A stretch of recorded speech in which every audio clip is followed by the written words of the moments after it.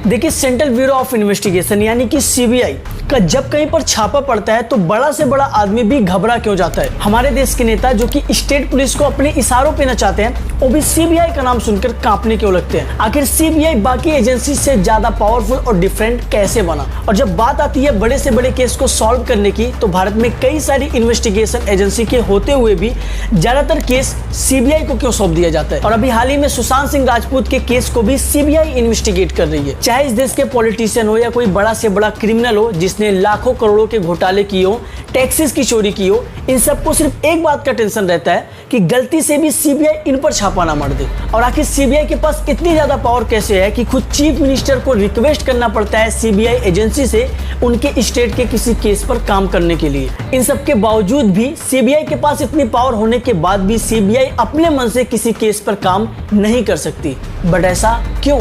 और आप अपने केस को डायरेक्ट सीबीआई के हाथ में कैसे दे सकते हो, ये सारी चीज आज की इस वीडियो में पूरी डिटेल के साथ जानेंगे।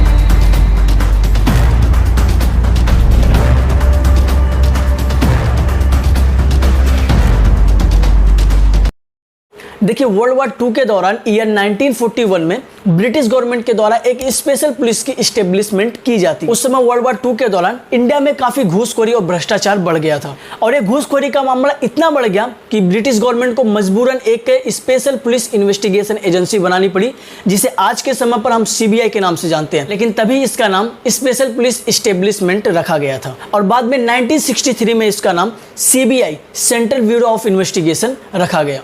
ब्रिटिशर्स ने सीबीआई को सिर्फ कुछ टाइम के लिए बनाया था। वर्ल्ड वार 2 के दौरान भारत में भी भ्रष्टाचार और करप्शन के मामले दोगुनी हो गए थे और सीबीआई को इस वार के दौरान हो रहे करप्शन के ऊपर इन्वेस्टिगेशन करने के लिए बनाया गया था। लेकिन ये वार खत्म होने के बाद भी करप्शन और क्रिमिनल केसेस आने बंद नहीं हुए और उस समय सेंट्रल गवर्नमेंट को एक ऐसी गवर्नमेंट एजेंसी चाहिए थी जो इन क्रिमिनल केसेस और इस करप्शन के जड़ तक जा सके और सीबीआई इन कामों में उस समय टॉप पर था। इसलिए ये वार खत्म होने के बाद भी इस स्पेशल पुलिस एस्टेब्लिशमेंट एजेंसी को कंटिन्यू रखा गया। सीबीआई बनने के सिर्फ 5 साल के अंदर ही 1946 में दिल्ली पुलिस एस्टेब्लिशमेंट एक्ट लागू किया गया। बेसिकली इस एक्ट के लागू होने से सीबीआई के पास पूरी पावर आ गई। सीबीआई भारत के किसी भी स्टेट में किसी भी जगह पर जाकर अपनी इन्वेस्टिगेशन कर सकती थी। इसी चीज को अगर आप पुलिस से कंपीट करोगे तो पुलिस का एक एरिया डिवाइड होता है कि इस एरिया में इस थाने के पुलिस ऑफिसर इन्वेस्टिगेट करेंगे और इस एरिया में इस थाने के पुलिस ऑफिसर अपनी इन्वेस्टिगेशन करेंगे। पर सीबीआई जो कि एक सेंट्रल इन्वेस्टिगेशन एजेंसी है, इसीलिए सीबीआई के पास पुलिस से कहीं ज्यादा पावर और परमिशंस है और इस एक एजेंसी के ऊपर इतने कम टाइम में इतनी पॉपुलैरिटी और लोगों का इतना ट्रस्ट बन गया था कि इस एजेंसी को किसी केस पर काम कराने के लिए खुद चीफ मिनिस्टर रिक्वेस्ट करने के लिए तैयार थे। और इसकी इस पॉपुलैरिटी को देखते हुए 1 अप्रैल 1963 को स्पेशल पुलिस एस्टेब्लिशमेंट के नाम को चेंज करके इसका नाम central bureau of investigation CBI रख दिया गया और central bureau of investigation Indian government की मेजर इन्वेस्टिगेशन एजेंसी बन गई।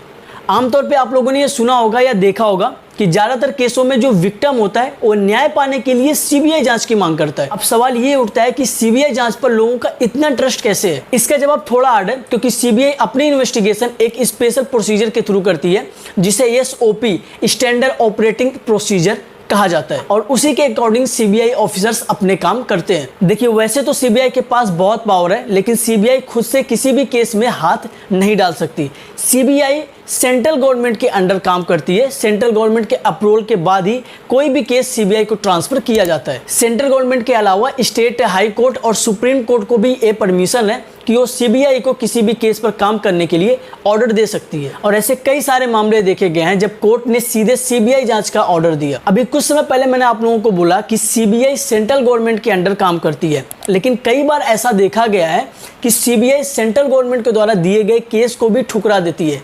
लेकिन ऐसा क्यों? तो देखिए, जब किसी स्टेट में कोई हाई प्रोफाइल मामला सामने आता है तो स्टेट गवर्नमेंट की तरफ से सीबीआई जांच की सिफारिश की जाती है। State government direct central government से बात करती है, इसके बाद सेंट्रल गवर्नमेंट सीबीआई से बात करता है, देन उसके बाद ही कोई फैसला लिया जाता है। लेकिन कई बार सीबीआई सेंट्रल गवर्नमेंट की बात को मानने से इनकार कर देती है।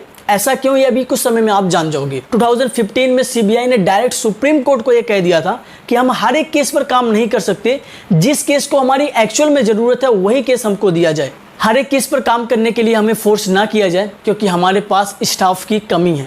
देखिए, सीबीआई एक ऐसी एजेंसी है जिस पर देश भर के लोगों का विश्वास है, लेकिन कंटिन्यू ये सवाल भी उठाया जा रहा है कि सीबीआई का मिसयूज किया जा रहा है एक पार्टी के द्वारा दूसरे पार्टी को बदनाम करने के लिए। और ये बात हर एक गवर्नमेंट के टाइम में सुनने को मिलती है। यूपी गवर्नमेंट में 2G घोटाला और बोफर्स घोटाला जैसे मामले देखने को मिले और इन मामलों में सीबीआई की जो इमेज थी वो काफी धुंधली हुई थी और इन मामलों के बाद सीबीआई को पिंजरे में रहने वाला तोता भी कहा गया। और वहीं पर मोदी सरकार के अब तक के टाइम पीरियड की बात करें तो कई मामलों में सीबीआई के ऊपर सवाल उठाए गए हैं, जिनमें हिमाचल प्रदेश के पूर्व चीफ मिनिस्टर वीरभद्र सिंह के खिलाफ उनके आय से ज्यादा पैसे बरामद करना, ममता बनर्जी के मिनिस्टर का शारदा चिटफंड मामले में फंसना, शराब घोटाले में आम आदमी पार्टी के नेता मनीष सिसोदिया पर केस, लालू यादव के परिवार के खिलाफ जांच और भी कई मामले हैं। और ये आरोप लगाते हुए 14 ओपोजिशन पार्टियों ने सुप्रीम कोर्ट में ये याचिका दायर की है। तो आप ये समझ सकते हो कि आज के समय में भी इंडिया की क्या हालत है। सीबीआई जैसे ट्रस्टेड एजेंसी के ऊपर भी फ्रॉड केसेस लगाए जा रहे हैं और ये 14 याचिकाएं जो कि सुप्रीम कोर्ट में दी गई हैं वो सिर्फ एक गवर्नमेंट के टाइम पीरियड में नहीं दी गई हैं, बल्कि मल्टीपल गवर्नमेंट के टाइम पीरियड में ये 14 याचिकाएं सुप्रीम कोर्ट में डाली गई। सिंपल शब्दों में समझो कि जितनी भी पार्टियां सत्ता में आती हैं वो ये चाहती हैं कि किसी भी तरह से सीबीआई उनके अंडर में आ जाए। जिस तरह कहीं कहीं पर ये पॉलिटिकल पार्टियां पुलिस को अपने अंडर में रखी हुई हैं, पुलिस ऑफिसर्स को अपने द्वारा हैंडल कर रही हैं,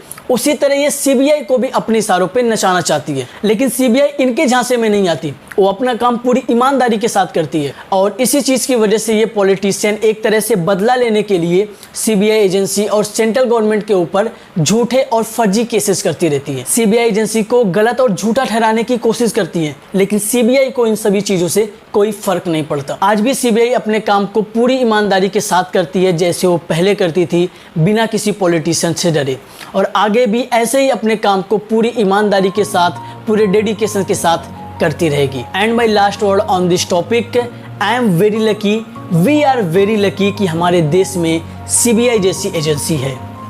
थैंक यू।